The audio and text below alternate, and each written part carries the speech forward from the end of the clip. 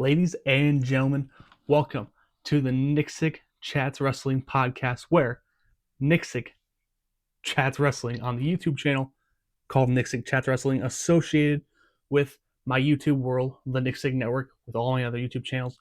Just type in the Nicsick with no space network. You'll find everything. But let's recap what's happened in the last week here in WWE in the wrestling world, because that's what this podcast is all about. So we're going to kick things off talking about the blockbuster match that's coming your way at Clash in Paris.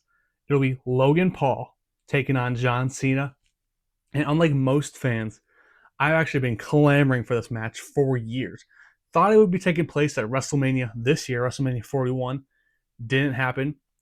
Well, at one point, thought it could have taken place at SummerSlam because they kind of teased it. Back at Money in the Bank when Cena and Logan teamed up.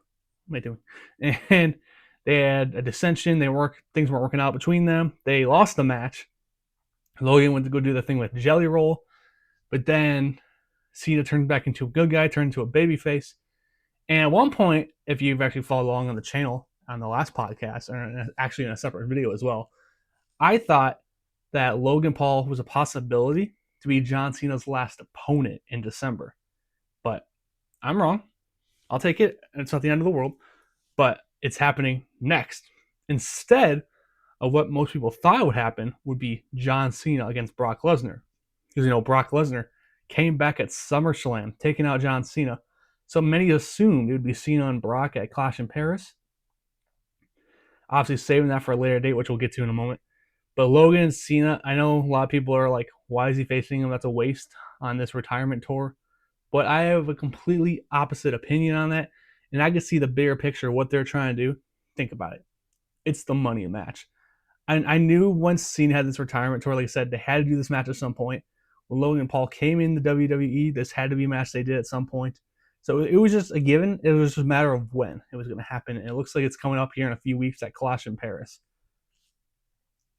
So yeah, like I said, big money match. It's John Cena, Logan Paul. And my brother was quick to assume, well, Cena easy dub. See, I disagree on that too. I think Logan Paul is going to get this major dub, get the big rub. That was my idea with it being at the end of the year. It'd be like Cena's last match, Logan beats him, and then Logan goes on to bigger and better things in his WWE career. But I still think it's now. I can just see it now. Cena getting hit by the pulverizer. 1, 2, 3. Logan Paul defeats John Cena, and he'll always have the "I beat John Cena." So that's that. But we gotta go back to the Brock Lesnar matter here. So we thought it was gonna be Cena and Brock at Clash in Paris. I saw a rumor online maybe they're gonna bring back Bad Blood this year and do that Bad Blood, or are we getting Brock and Cena as Cena's last match? I mean, you can use the story that Cena and Brock have fought for many years, and especially at SummerSlam 2014, where Brock absolutely murdered John Cena. Best way to say it.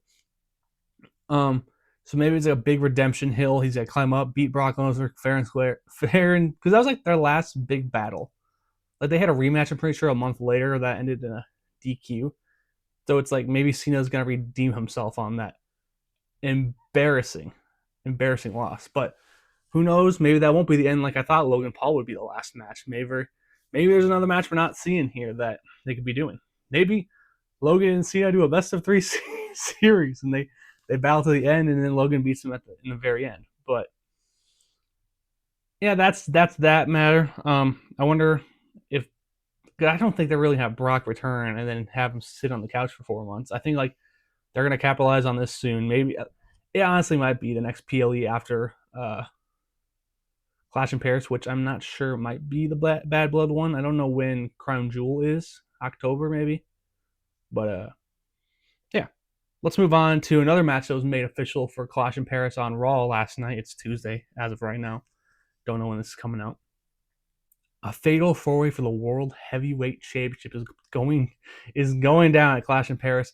Not to the extent of what people thought. So it's Seth Rollins, CM Punk, LA Knight, yeah, and Jey Uso. Many people thought it was going to be Roman Reigns.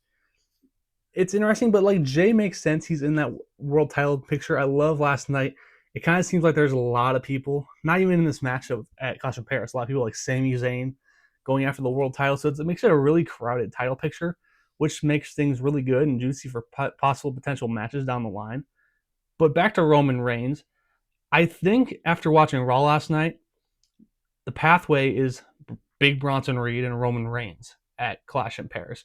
Bronson Reed is, I love it, the tribal thief wearing the shoe la fala, and he's stealing all his shoes and whatever. He's probably got to steal more shoes before that, but it looks like they're building to do a singles match, Roman and Bronson Reed at Clash in Paris, which is great. And I can see the big picture. People thought it would be Roman in this fatal four-way and not Jey Uso. But I think you got to save. I think you got to save Roman's first match fighting for a title since losing at Mania 40 as a big one-on-one match, not just throwing him to a fatal four-way match. If you know what I'm saying, like Roman's first chance to get a title, he lost at WrestleMania 40. And I don't think they would just throw that in a fatal four-way. So that makes sense from that point of view. Make it a big deal when he finally gets a shot at the title again. How I think this match is going to go down, early prediction right now, Seth freaking Rollins. They're building it up. So they're officially, because there was debate what their name was going to be, the Future, the Vision, etc. But they're officially called the Vision because they were saying in it on the highlight clips on YouTube, they're referring to them as the Vision. So yeah, Seth Rollins retains the Vision, running strong with another dominating statement made at the end of Raw. Like the Fatal 4 was made, and they still went out there and kicked everyone's butt. So, are we in it for the long haul here in the Vision, running roughshod of Raw, till eventually, Braun Breaker and Seth Rollins butt heads? Because, Paul Heyman likes to talk about on podcasts and everything. It's all about long-term plans, which I'm a fan of in some cases. But I think, like, from his point of view and how he operates, like he says, Braun Breaker, future WrestleMania main eventer. I think he already sees Seth and Braun Breaker at WrestleMania in his head down the line. Not saying next year, but like he already sees it going down. So, but that's for another day. Hoping my notes so I don't forget what I'm going to say next. We'll talk about another thing from Raw last night. Is this weird conflict that's been going on? Well, it really picked up last night with only started last night. So Io Sky took on Roxanne Perez in a stellar matchup. And so like before the match, Asuka and Kairi Sane were back there with Io Sky. Wanted to join Io at ringside. She said, nah, I got this. And then they came out there and tried to even the odds against the Judgment Day, Raquel. And then they accidentally cost Roxanne the match, which Io the match. But I feel, without Naomi's like injury that's going down at the moment, I don't know the details on that.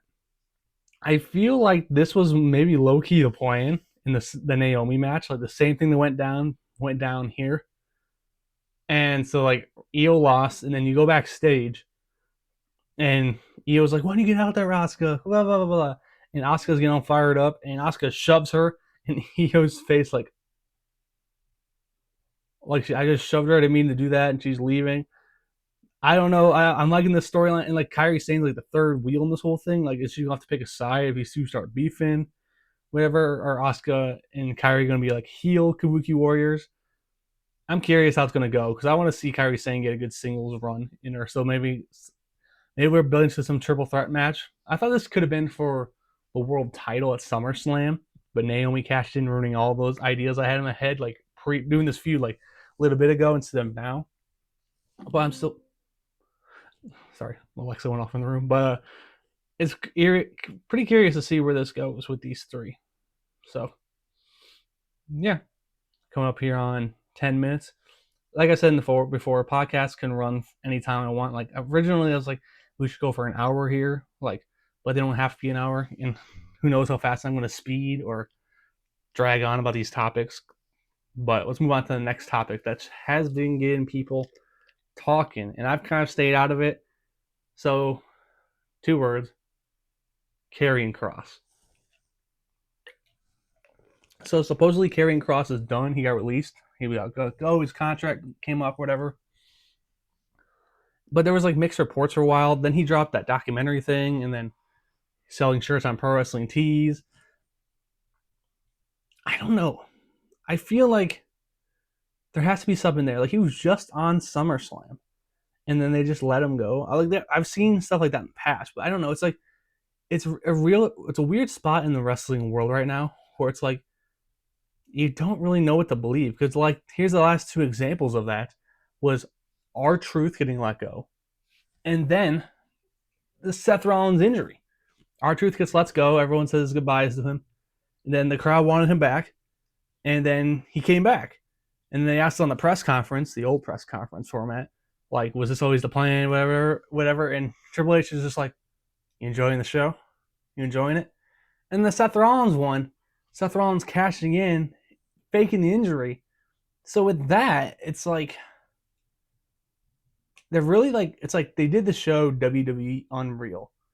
But they're also doing a good job of blending the realness with, I guess you could say, the unreal. I don't know.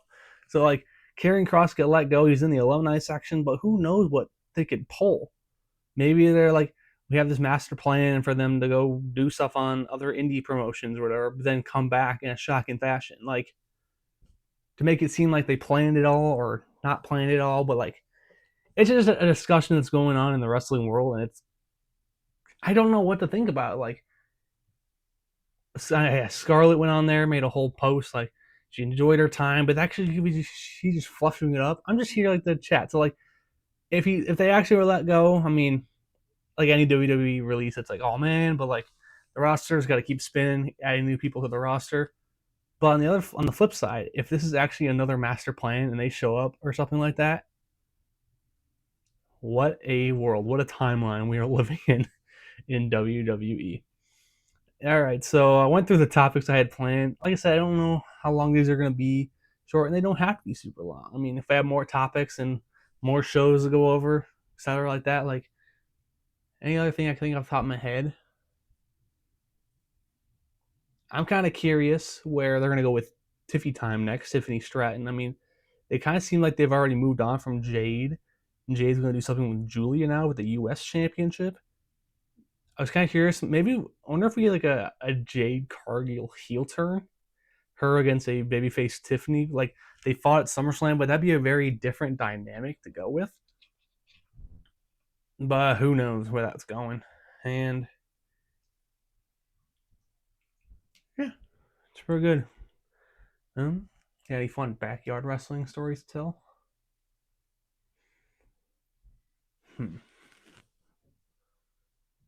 Maybe I'll dedicate an episode to my backyard wrestling days.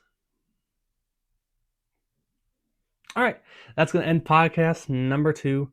Smash that subscribe button. Check out all my other channels. But if you just like wrestling and me chatting wrestling, you're in the right place. See ya.